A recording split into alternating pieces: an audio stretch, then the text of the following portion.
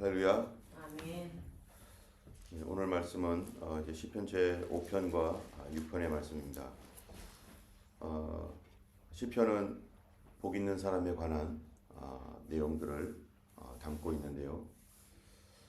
참으로 복 있는 사람이 누구인가?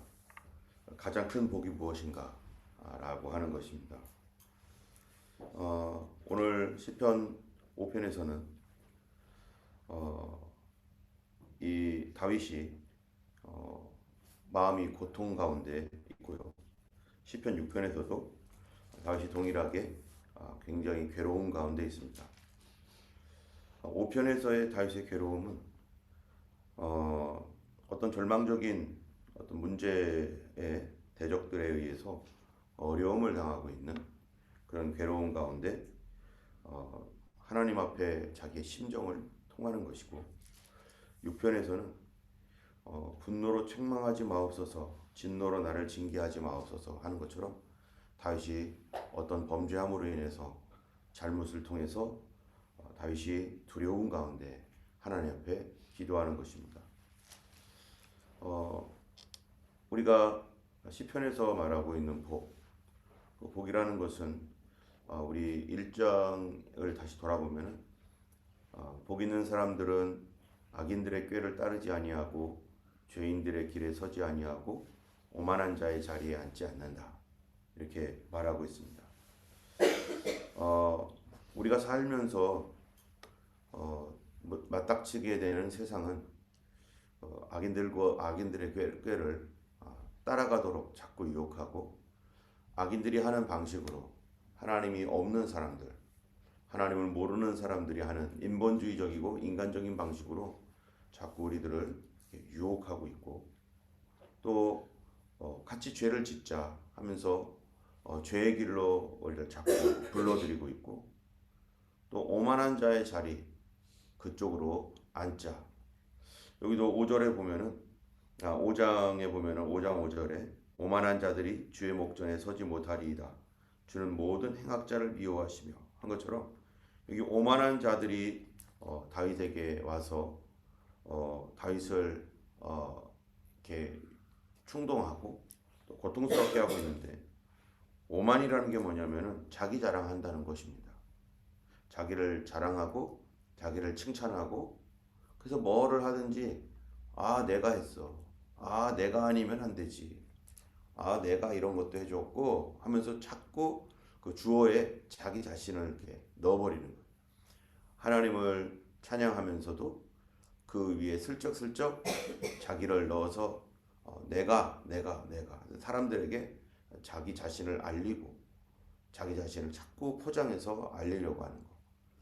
참 이렇게 살다 보면은 그런 사람들을 만날 때가 있습니다. 어떤 일을 할 때도 자꾸 자기를 보여주고 싶어가지고 사람들 앞에 이런 거 하는 거 알려주고 저런 거 하는 거 알려주려고 광고를 이렇게 하고 다니는 그러한 사람들을 보게 됩니다.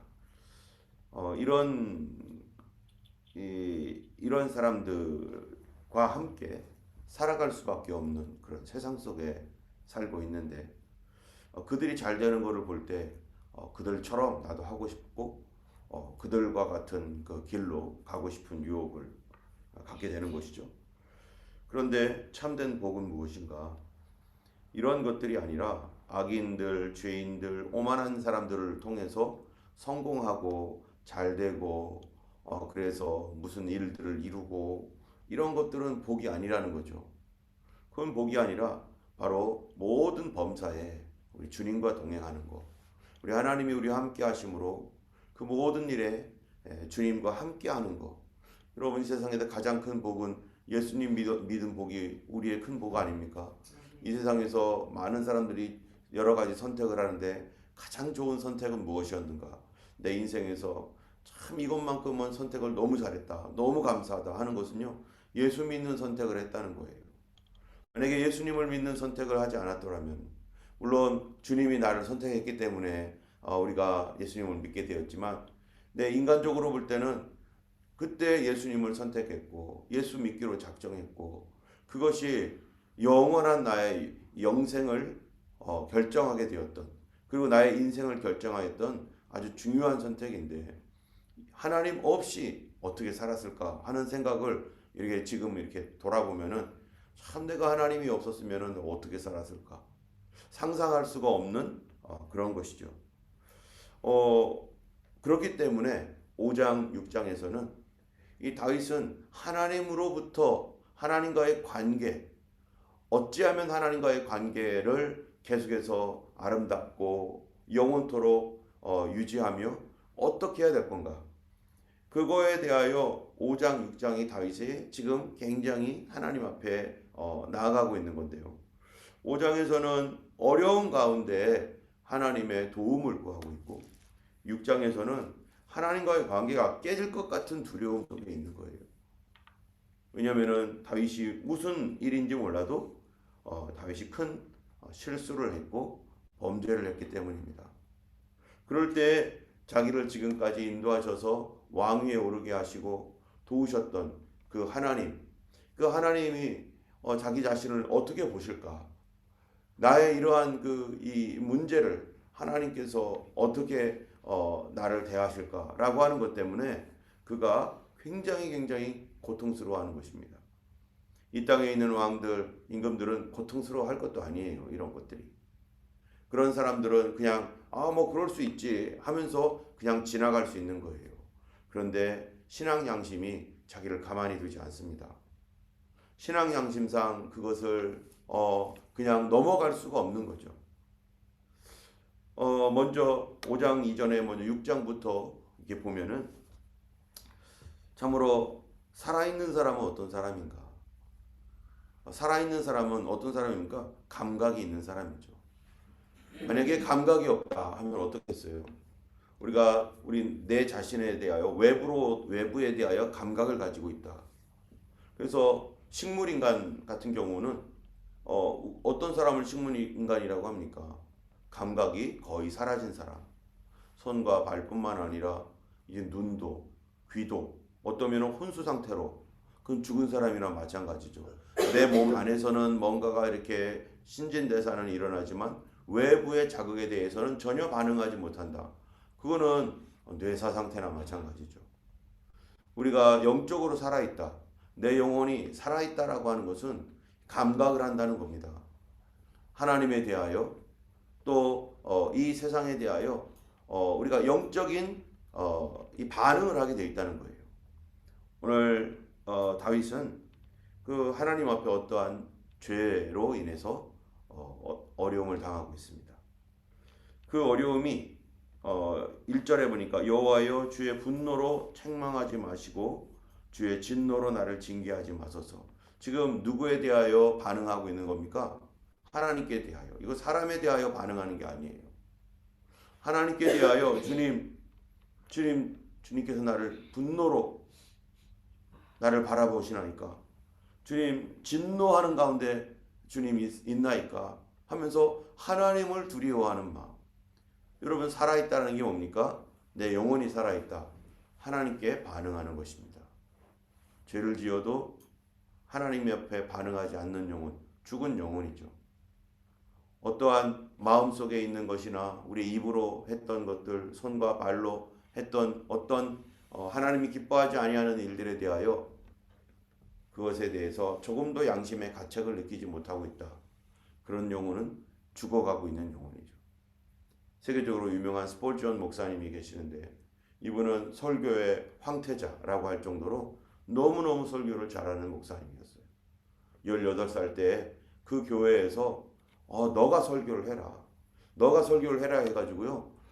그 침례교회는 그렇게 이제 같은 교회에서 같은 그 교회 안에서 정말로 새로운 목회자가 필요할 때 그 당시에 자기네 교회 안에서 뽑았어요. 그리고 그 목회자로 뽑힌 그 사람이 신학교를 갈 수 있도록 그래서 그 교회에서 신학을 할 수 있게 그렇게 열어주고 그래서 장학금을 대서 그 교회에 이제 목회자로서 사역할 수 있도록 그런 경우가 굉장히 많습니다. 그런데 스폴전은 워낙 설교에 정말 출중한 그런 은혜가 충만한 사람이었는데 어느 날 스폴전이 자기 기도실에서 기도하고 나오다가 나오면서 막 눈물을 흘리면서 괴로워하면서 나오는 거예요. 그래서 사람들이 물어봤답니다. 아니 목사님 왜 이 슬퍼하십니까? 왜 고통받고 이렇게 기도하고 나오면 좋아야 되는데 즐거워야 되는데 왜 이렇게 나오십니까? 라고 물어봤더니 스펄전 목사님이 하는 말이 뭐라고 했냐면은 오늘은 내가 예수님의 십자가를 생각해도 하나도 마음이 슬프지 않아. 오늘은 예수님의 그 십자가의 고통과 나를 위해 죽으신 그 주님의 은혜를 묵상할 때 내 마음이 그 십자가의 그 예수님에 대한 감동이 하나도 없어. 그래서 내가 슬프다는 거예요. 그거를 통해서 자기 자신을 바라보는 거죠. 내 자신이 영적으로 무디어져 있구나. 내 자신이 예수님을 생각해도 기쁨이 없고 감동이 없다는 것은 내 자신이 지금 무엇인가 흐려져 있는 것이다 라고 하는 것을 그는 그렇게 점검을 하는 거죠. 거기 그러한 그 신앙, 그러한 믿음으로 하나님 앞에 서는 목회자 얼마나 귀한 사람입니까? 우리는 죄를 짓고서도 자기의 이 죄에 대하여 부끄러워 여기거나 또 가슴 아파하지 않는 사람은 영적으로 죽어가고 있는 사람이죠. 우리가 어떤 사람들에 대하여 어떤 사건들에 대하여 생각하고 또 어떤 일들을 말을 하고 그럴 때 이런 사람 저 사람에 대해서 사실적인 얘기일지라도 그렇게 얘기했을 때 좋지 않은 그 어떤 부분들을 얘기하거나 그런 얘기를 할 때 하고 나면은 시원하다 이런 사람이 있고요. 어떤 사람은 내가 왜 그런 말을 했을까? 비록 그 사람이 못된 일을 했고 죄를 지었어도 내가 그렇게 꼭 말을 했어야 되는가? 내가 그런 말로 인해서 하나님의 성품으로 말하지 않았던 것. 그것 때문에 마음이 걸려서 이거 좀 마음이 괴롭다 라고 한다라면은 그것 때문에 뭐 하겠어요 이 사람이? 그것 때문에 기도하는 거죠. 그런데 그런 말을 하고서도 별로 좋지 않은 내용들을 서로 얘기하고 마음에 괴로움이나 아픔이 없다면 기도하지 않을 겁니다. 그만큼 우리 영혼이 어떻기 때문인가요? 그것은 그만큼 내 영혼이 잠자고 있기 때문이죠. 다윗이 범죄했던 것이 어떤 죄인지는 여기 구체적으로 나와 있지 않습니다. 여기에 보면은 엄청나게 큰 죄 같아요. 그런데 어쩌면은 그렇지 않을 수도 있는 거예요. 내가 어떻게 느끼는가? 예전에 우리가 부모님 어머니가 그 뭐죠? 이제 식사를 준비하기 위해서 부엌에서 일할 때 되면은 막 냄비를 막 뜨거운 그 연탄불에서 막 들어다가 막 이 상에다 올려놓고 막 그럽니다. 그러면은 어렸을 때 우리가 볼 때는 막 깜짝 놀라요. 어떻게 저렇게 할 수가 있지? 지금 뜨거운 냄비를 어떻게 손에다가 이게 잡고서 이게 빨리 움직일 수가 있지? 그래가지고 저 냄비가 도대체 별로 안 뜨거운가 해가지고 딱 만지는 그 순간 막 자지러지게 막 놀라잖아요. 너무 뜨거운 거예요. 근데 어머니는 별로 안 뜨거워하는 거죠. 왜요? 바로 그만큼 세포가 죽은 거죠. 그 하도 하다 보니까 굳은 살이 배겨가지고 거기에는 세포가 이 살이 감각이 없는 거죠. 우리가 시간이 지나가고 나이가 들수록 정신적인 것도 약해지고 감각도 다 사라지게 되고 그러면 그거는 내 몸이 죽어가고 있다는 신호죠. 그러나 이제 막 태어난 아이들, 어린 아이들은요 감각이 얼마나 생생하게 살아있는지 누르면은 막 그냥 간지러움 같은 거 아이들은 얼마나 웃습니까? 별것도 아닌 거 이렇게 손가락을 이렇게 해주면은 막 간지럽다고 깔깔깔거리면서 근데 우리는 그 간지러운 게 아니라 그 아무런 감각이 없는데 그만큼 더 예민해져 있는 거죠. 우리 영혼이 살아있다면요 작은 것에 대해서도 예민해져서 그것 때문에 내가 이런 말도 하지 말았어야 되는데 내가 왜 이런 생각을 했을까? 이 생각도 하지 말아야 되는데 라고 하는 예민한 심정을 가지고 삽니다. 여러분 이 땅에서는 그렇게 예민하면은 살지 못합니다. 사실 어렵습니다. 그런데 하나님 나라에서는 어떨까요? 이 땅에서는 적당하게 무뎌져야지만이 살 수 있는 세상이에요. 그거 다 예민하게 반응하고 그러면요 맨날마다 얼굴 찡그리면서 막 힘들게 살아갈지도 몰라요. 그런데 하나님 나라에서는 그러한 이 세상과 전혀 다르기 때문에 바로 그런 예민한 영적으로 살아있고 팔팔하게 살아있는 그런 사람들이 행복과 기쁨과 감사를 누리며 정말로 그곳에서 정말 기뻐하며 하나님의 영원한 영광을 누릴만 할 것입니다. 이 다윗이 하나님 분노하지 마옵소서, 주님 진노하지 마옵소서 하면서 자기의 이러한 그 심정을 하나님께 막 고백합니다. 2절에 보니까 여호와여 내가 수척하오니 내게 은혜를 베푸소서, 여호와여 내 뼈가 떨립니다. 나를 고쳐주소서, 나의 영혼도 떨립니다. 여호와여 어느 때까지니까. 지금 어떤 일로 인하여 양심의 가책을 받고 있는 거예요. 자기의 실수와 범죄로 인하여 양심에 큰 가책이 있어서 주님 내 영혼이 떨립니다. 영혼이 떨린다는 것은 뭐 몸이 떨리는 게 아니에요. 이게 지금 내 존재가 흔들리고 있는 거예요. 그래서 하나님과 나 사이에 이게 관계가 끊어질까봐 그게 두려운 거예요. 하나님이 나를 모른다 하시면 어떨까? 내가 하나님께서 내 기도를 이제 더 이상 안 듣는다면 어떨까?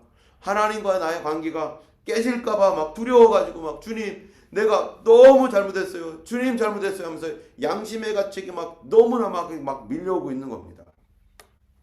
그럴 때 여러분 우리가 이럴 때 잘못하면 사단이 우리를 정죄하는 정죄에 빠져서 이제 나는 끝났구나 하고서 완전히 나락으로 떨어져 나갈 수도 있어요. 이런 사람이 얼마나 많은지 모릅니다. 저도 예전에 그러한 경험들을 했죠. 하나님의 그 놀라우신 은혜 이렇게 받았고 예수님이 날 그렇게 사랑하셨는데 내가 또 죄를 졌으니 나는 이제는 용서받지 못하겠구나.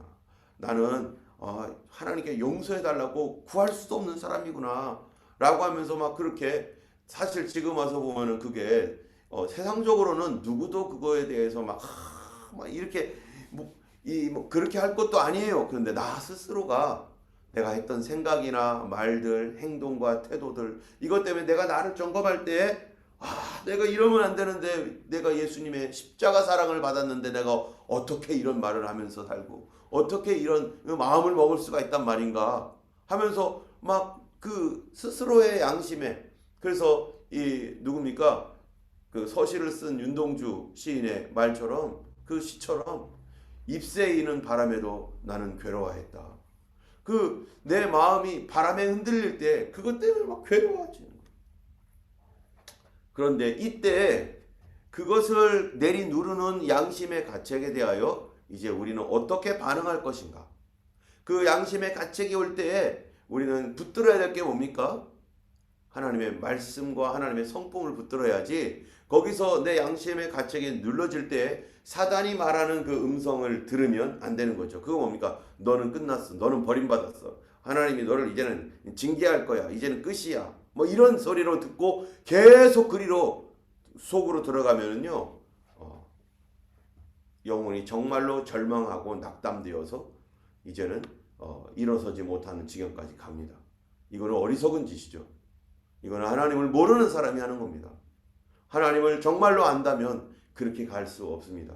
우리 부모님이 막 매를 들어서 막 그냥 그 종아리를 때렸어요. 때렸다고 해서 이제 엄마가 나를 버렸어 해가지고 집을 나가는 사람이 있습니까? 그렇지 않죠. 참된 부모님이라면은 정말 정상적인 부모님이라면은 자녀를 때리고서도 안아주고 정말로 자기 자녀를 그렇게 사랑하기 때문에 그렇게 된 거죠. 여기에 바로 이 5절에서 보면은 4절 5절에서 보면은요 바로 이 다윗이 그 하나님의 사랑을 신뢰하고 있는 사람입니다. 그가 뭐라고 합니까? 여호와여 돌아와 나의 영혼을 건지시며 주의 무엇으로요? 사랑으로 나를 구원하소서. 하나님이 나를 사랑하는 그 사랑은 변치 않는다. 우리 하나님께서 나를 불쌍히 여겨주시고 나를 긍휼히 여겨주셔서 그 사랑으로 나를 언제든지 감싸주시는 사랑. 우리를 징계하는 사랑이 있죠. 하나님께서 내 양심에 가책을 주시고 그것들로 인하여 너 잘못했다고 말씀해 주시고는 징계하는 사랑이 있죠. 그것도 사랑이죠. 그런데 받아주시고 용서해 주시고 또 돌아오게 하시고 우리를 포용해 주시는 사랑도 있습니다. 그런데 이 사랑으로 다시 일어서야지. 여러분 징계와 고통 가운데 있는 사람들이 이제는 어떻게 하겠어요? 하나님의 사랑을 의지해서 일어서야 되는데 하나님 사랑 때문에 아픔을 당했다면 하나님 사랑을 의지해서 다시 일어나야 되는 거예요. 우리가 어떤 상황에서든지 무슨 일을 만나든지 우리가 꼭 붙들어야 될 게 뭡니까? 하나님이 나를 불쌍히 여기고 계시다. 하나님 나를 사랑하신다. 그렇기 때문에 내 마음에 양심의 가책도 있었던 거예요. 왜냐하면은 이 성경에 보면은 5장에 보면 뭐라고 되어 있냐면 이런 말씀이 있습니다. 4절에 5장 4절에 주는 죄악을 기뻐하는 신이 아니시니 악이 주와 함께 머물지 못하며 오만한 자들이 주의 목전에 서지 못하리이다. 주는 모든 행악자를 미워하시며 거짓말하는 자들을 멸망시키리이다. 여러분 이게 무슨 말입니까? 만약 이 사람이 나라면 어떻겠어요? 내가 죄악을 기뻐해요. 그리고 내가 악과 함께 있어요. 그리고 내가 오만한 사람이에요. 또 모든 행악자예요. 거짓말하는 자예요. 그러면 하나님의 공의와 정의는 무엇입니까? 하나님이 함께 할 수 없다. 내가 너를 기뻐하지 않는다. 내가 너와 함께 있을 수가 없다. 오만한 자들은 주의 목전에 서지 못하리이다 한 것처럼 하나님이 우리를 물리치시고 행악자를 미워하신다 했으니까 내가 악으로 말며 하나님 나를 미워하실 거고 거짓말하는 자를 멸망시킨다고 했으니까 나는 이제는 멸망받을 거야 라고 하는 이러한 두려움, 우리가 살다 보면 이런 일들도 할 수 있습니다. 이런 일들로 인해서 넘어지며 괴로워할 수 있습니다. 그런데 이러한 것들 때문에 주님 분노로 나를 책망하지 마옵소서. 주님 진노하지 말아주세요. 나를 징계하지 마옵소서 하면서 내가 수척하며 내 마음이 떨리고 내 영혼도 떨립니다. 주님 이런 죄 때문에 내가 괴롭습니다. 라고 하는 이 괴로움을 갖고 있다는 것은 무엇입니까? 하나님의 사랑이 나를 어떻게 하고 있는 거예요? 내 양심을 찌르고 있는 거예요. 하나님의 사랑 때문에. 만약에 하나님이 사랑하지 않는다면은 이런 찔리는 가슴도 없습니다. 찔리는 양심도 없습니다. 뻔뻔하게 살아갑니다. 뻔뻔하니까 죄를 짓고서도 사람들 앞에 나타나서 당당하게 말하죠. 제일 뻔뻔한 사람들이 지금 정치인들 아니에요? 뻔뻔하니까. 그런데 정말 양심이 살아있다면 정말 어떤 죄가 발견이 됐을 때 그거 사람들 앞에 나타나서 뻔뻔하게 말을 못합니다. 그만큼 그 양심이 죽어버렸고 그만큼 그 영혼이 뭐라고 해야 되는 거예요? 하나님 앞에 버림받은 영혼이라고 해야 되나요? 하나님께 정말로 사랑받는 영혼은요, 양심의 가책을 느끼는 영혼입니다. 그래서 하나님께서 이제 너가 그렇게 가책을 받았으니 이제 내가 안아줄게 할 때 그때 뭐가 필요한 거예요? 양심이 필요한 게 아니에요. 그때는 양심이 필요한 게 아니라 이제는 믿음이 필요한 것이죠. 양심으로는 고통을 받았지만 믿음으로는 하나님이 날 사랑한다는 사실에 대하여 굳게 붙들어야 되는 것입니다. 바로 다윗이 기도하다가 하나님의 사랑을 의지하는 믿음으로 다시 돌아간 거예요. 그래서 내 여호와여 돌아와 내 영혼을 건지시는데 주의 사랑으로 나를 구원하소서. 여러분 여기서 사랑이라는 게 뭡니까? 하나님의 긍휼, 나를 불쌍히 여겨달라는 거죠. 5절에 사망 중에서는 주를 기억하는 일이 없사오니 스월에서 주께 감사할 자 누굽니까? 내가 탄식함으로 피곤하여 밤마다 내 눈물로 내 침상을 띄우며 내 요를 적시나이다. 내 눈이 근심으로 말미암아 쇠하며 내 모든 대적으로 말미암아 두려워졌나이다 하면서요, 이것 때문에 막 눈물을 흘리며 하나님 앞에 기도하는데, 여러분 이 눈물을 흘리며 기도할 때 뭐를 가지고 있냐면은 양심의 가책 때문에, 신앙 양심의 가책 때문에 하나님 도와주세요 하면서 막 기도를 하는 거예요. 그러면서 사랑을 의지하여 하나님 날 사랑하시죠? 하나님 내 마음속에 이런 고통과 괴로움을 이제 가져가 주시고 하나님 나를 좀 불쌍히 여겨주세요. 하나님 주님이 나를 사랑하는 줄 압니다. 나는 사랑을 믿습니다. 하나님 날 불쌍히 여기실 줄 믿습니다. 라고 막 이렇게 기도하는 거죠. 그럴 때 나타나는 현상, 그럴 때 나타나는 것, 바로 8절부터입니다. 8절에 어떻습니까? 악을 행하는 너희는 다 나를 떠나라. 뭐라고요? 여호와께서 내 울음소리를 들으셨도다. 하나님이 내 울음을 들으셨다는 거예요. 그게 무슨 말입니까? 어떻게 알죠? 하나님이 내 울음소리를 들은 거를 기도해 본 사람만 아는 거죠. 마음의 심령이 괴롭고 또 내 실수나 부족으로 말미암아 어떤 죄로 인해서 넘어졌을 때 하나님 날 용서해 주세요. 막 기도를 하고 하나님 앞에 막 그렇게 부르짖고 기도할 때 우리 하나님께서 어느 날 어느 순간에 뭐를 주시는 거예요? 죄에 대한 사죄의 확신을 확 주십니다. 마음속에. 내가 너를 용서한다. 내가 너를 사랑한다. 내가 너와 함께 있다. 걱정하지 말아라. 마음에 빛이 확 들어와요. 나 탄식하며 기도하다가 마음에 빛이 확 들어오면은 이제 마음의 근심과 걱정과 두려움이 사라집니다. 아, 하나님이 나를 받아주셨구나. 하나님 나를 용서하셨구나. 하나님 나를 불쌍히 여겨주셨구나. 라고 하는 용서가 들어오면 마음의 짐이 다 풀어지죠.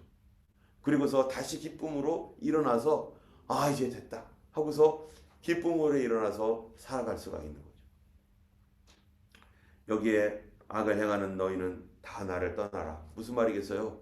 주님, 제가 다시는 이 죄에 빠지지 않겠습니다. 내가 다시는 그러지 않겠습니다. 이것이 나 개인의 죄면은 여기서 가지만 만약에 이것이 나 개인에 걸려 있는 게 아니라 다른 사람과 연결되어 있는 죄, 내가 다른 사람에게 잘못을 했어요. 그 사람이 피해를 받고 그 사람이 고통을 받았고 그 사람이 어려워졌어요. 그러면은 이것 때문에 하나님 앞에 기도하다가 그 사람이 어떠한 어려움이 있는지 거기에 그런 부분들에 대해서 깊이 관여를 생각하지 못했던 사람들도 그 하나님의 그 기도하는 가운데 하나님 앞에 나오는 가운데 그 사람에게 어떻게 이거를 책임질까, 내가 어떻게 내가 그 사람에게 보상해 줘야 될까라고 하는 그것들도 동시에 생각할 수밖에 없습니다. 왜냐하면 진정한 회개라는 게 뭐예요? 하나님과 나와의 관계가 회복되는 것은 하나님과 나 사이에만 있는 게 아니라 내가 다른 사람에게까지 어떤 피해를 주거나 영향력을 미쳤을 때 그게 어떻게 되겠어요? 나와 하나님 사이는 이제 해결됐으니까 저 사람하고는 아무런 관계 없는 겁니까? 저 사람은 울고 있는데 나 때문에, 저 사람은 나 때문에 괴로워하고 있는데 그 사람에게 대해서는 그러면 아무것도 안 하고 하나님과 나와 됐어. 그러면은 이게 철면피 아니에요. 이건 철면피죠. 죄짓는 무슨 하나님은 무슨 내 안에 있는 죄책감을 사라지게 하는 그러한 비양심적인 하나님입니까? 나 때문에 울고 있는 사람에 대하여 하나님께 어떻게 책임을 질 수 있도록. 그래서 그게 뭐예요? 악을 행하는 너희는 다 나를 떠나라. 내 속에 악을 하나님 버리겠나이다. 내가 이 일로 인해서 잘못했고 다른 사람들에게 잘못을 했던 것이 있다면 그 사람에게 용서를 구하고 그 사람에게 보상할 것은 보상해야 되고 내가 보상할 수 없는 상황이라면 그 사람에게 어쨌든 간에 사정을 해야 되고 이런 절차들이 당연히 있는 거죠. 그런 것도 없이 아 됐다 해가지고 저 사람은 울고 있는데 아 하나님이 날 용서했어. 울고 있는데 아니야 나는 용서받았어. 이게 얼마나 가증스러운 일입니까? 하나님은 그런 하나님 아니죠. 그래서 악을 행하는 너희는 다 나를 떠나라. 여호와께서 내 울음소리를 들으셨도다 하는 것처럼 내 속에 있는 악을 하나님 앞에 용서받은 사람은 그 다른 사람을 돌보는 거예요. 그래서 마태복음에 보면은 성경이 뭐라고 되어 있습니까? 하나님께 나아가서 예물을 드리려고 하는 사람이 있는데 그 예물을 드리다가 형제에게 잘못한 일이 생각나거든. 예물 거기서 스톱. 예물을 드리지 말아라 거기서. 그리고 먼저 가서 뭐 하고 오라고요? 사과하고 그 사람하고 화해하고 와서 다시 예물을 드려라. 이것이 화목제죠. 이것이 진정한 화목이죠. 그런데 나 때문에 슬퍼했던 사람들에 대하여서는 이제는 눈꼽만큼도 생각지 않고 그냥 무조건 사랑 붙들고 하나님 날 사랑하시지 하고서 그 사람들에 대하여 관심을 갖지 않고 울도록 내버려 둔다면은 그건 더 악한 일이 되는 거죠. 우리가 정말로 주님의 용서를 구하고 하나님 앞에 잘못에 대해서 정말로 하나님 앞에 고통스러워한다면요, 먼저 그 사람에게 가서 사과하고 미안하다고 하고 어떻게 하면 되겠느냐고 하고 그리고 하나님 앞에 와서 이 문제에 대하여 하나님 이제 나와 하나님 사이 남았습니다. 하나님 내가 이렇게 했나이다. 주님 나를 용서해 주세요. 하면서 내 양심에 나의 근본적인 죄성에 대하여 하나님의 용서를 구하고 나의 근본적인 죄에 대하여 하나님의 치유를 구해야 되는 것이죠. 그것이 뭡니까? 세상의 빛과 소금 아니겠습니까? 우리가 세상의 빛과 소금이라고 할 때 정말 그런 부분부터 옛날에 우리나라 1907년에 부흥이 일어났을 때는 그날 그 평양 부흥에서 일어났었던 그 일들, 잘못된 사람 다 찾아가가지고 용서를 구하고 빚진 거 있었으면 빚 갚고 어찌하든지 이런 그 실제적인 행동에서 그렇게 하다 보니까 평양이 뭐가 되는 거예요. 그 당시에 1907년에 평양은요 천국과 같이 되어가지고 교회들마다 부흥이 일어나고 술집, 기생집 다 문 닫아버리고 이런 놀라운 역사가 일어났던 것은 그래서 그거를 평양 부흥 운동이라고 하는 겁니다. 교회 안에서만 있었던 일이 아니기 때문에 이거는 하나의 사회적인 현상이었기 때문에 평양 대부흥 운동은 뭡니까? 운동인 것은요 이 주변으로 번져나가는 거예요. 안 믿는 사람에게 번져나갈 때 크리스찬의 거룩함이 안 믿는 사람에게 크리스찬의 리바이벌 부흥이 믿지 아니하는 사람들과 사회에 번져서 그것을 사회를 정화시키고 깨끗하게 할 때 이거를 운동이라고 할 수 있는 것이죠. 우리는 교회 안에서만 리바이벌 부흥이 아니라 이 참된 리바이벌이라고 하는 부흥이라는 것은 이게 교회를 넘어가는 것. 그래서 믿지 아니하는 사람들에게까지 영향을 미쳐 나가는 것. 그것이 바로 운동인 것이죠. 때문에 이러한 이 부흥이라고 하는 것은 어디로부터 시작되는 겁니까? 나 개인의 양심의 가책에서부터 하나님 앞에 부르짖고 회개하는 일에서부터 그래서 시작되는 것입니다. 결국 기도를 통해서 기도와 삶을 통해서 다윗은 하나님과의 관계가 완전히 회복되어지고 그래서 내 모든 원수들은 부끄러움을 당하고 심히 떨며 갑자기 부끄러워 물러가리로다 하며 확신을 합니다. 5장에서도 보면은 똑같은 맨 뒤에 1절에서는요 여호와여 나의 말에 귀를 기울이시며 내 심정을 헤아려 주옵소서 이랬는데 맨 마지막 절에 뭐라고 돼 있어요? 여호와여 주는 의인에게 복을 주시고 방패로 함같이 은혜로 그를 호위하시리이다. 이게 바로 기도입니다. 여러분 기도는 고통 가운데 기도하지만 끝에는 어떻게 되어야 됩니까? 기쁨으로 일어나야 되는 거죠. 고통 가운데 하나님께 심정을 통하지만 기도하는 과정 가운데서 내가 뭐를 붙들어야 돼요? 양심 때문에 괴로워했지만 그러나 그 시간이 지나면 이제 사랑을 붙들어야 되고 하나님 나를 사랑하는 사랑을 붙들을 때 하나님께서 나 개인에 관한 것이라면은 거기에서 싸움에서 승리를 하게 하십니다. 그래서 내 마음이 바뀌어져서 모든 어깨 무거운 짐들을 하나님 풀어주시고 믿음으로 고백하고 믿음으로 일어나는 것이 기도입니다. 그런데 어떤 사람은 고통으로 시작해서 고통으로 끝난다. 그 기도한 거 아니죠. 고통으로 시작했다면은 거기서 반드시 우리는 믿음으로 가야 되는 거예요. 여러분 우리가 성경 공부를 할 때 수요 성경 공부 예전에 해본 분들은 알 겁니다. 어떻게 소감을 써야 되느냐. 맨 처음에 그날에 했던 말씀 같이 요약을 딱 하죠. 그 다음에 쓰는 게 뭡니까? 우리가 일기나 신앙 일기나 이런 것들도 다 마찬가지예요. 말씀을 먼저 요약하고 두 번째로는 내 죄, 나의 죄, 나의 연약함들이 이런 것입니다 라고 한 다음에 거기서 끝나면은 이건 미완성입니다. 그 다음이 진짜 중요한 게 있어요. 나의 믿음. 요 믿음, 하나님에 대한 사랑을 신뢰함으로 내가 믿음으로 뭐라고 말할 것인가. 이때 이 문제에 관하여 이 고통을 당했던 내가 그럼 하나님이 나를 사랑하시는데 그러면 내가 믿음으로 고백하는 이 고백 이게 없으면 이게 성도의 기도가 아닙니다. 우리는 반드시 어려움에서 괴로운 심정에서 시작하지만 끝은 어디로 끝나야 돼요? 사랑과 믿음으로 끝나는 거. 그게 진짜 기도이고 그 기도는 하나님이 들으시는. 왜? 하나님은 어떤 사람의 기도를 들으시니까요? 믿음의 기도를 들으시니까. 우리가 믿음으로 오늘도 기도하기 원합니다. 오늘 머리 숙여 기도할 때 아픈 심정이 있을 때 또 질병이나 여러 가지 문제로 인하여 어려워서 하나님 앞에 내 심정을 토할 때 그러나 하나님의 사랑과 믿음으로 우리 하나님께 결론을 그렇게 맺어야 돼요. 그게 진짜 기도하는 방법이고 하나님 앞에 믿음으로 나가는 우리 성도의 온전한 기도가 되는 것입니다. 오늘도 그렇게 하나님 앞에 믿음으로 일어나는 우리 모두가 되기를 예수님의 이름으로 축원합니다. 기도하겠습니다. 거룩하신 하나님 아버지 감사합니다. 우리는 불순종하고 하나님 앞에 범죄하는 죄인이지만 그러나 언제든지 하나님 이것이 하나님이 우리를 사랑하는 양심 때문에 하나님이 우리를 사랑하시는 그 은혜 때문에 우리를 찌르시는 것인 줄 압니다.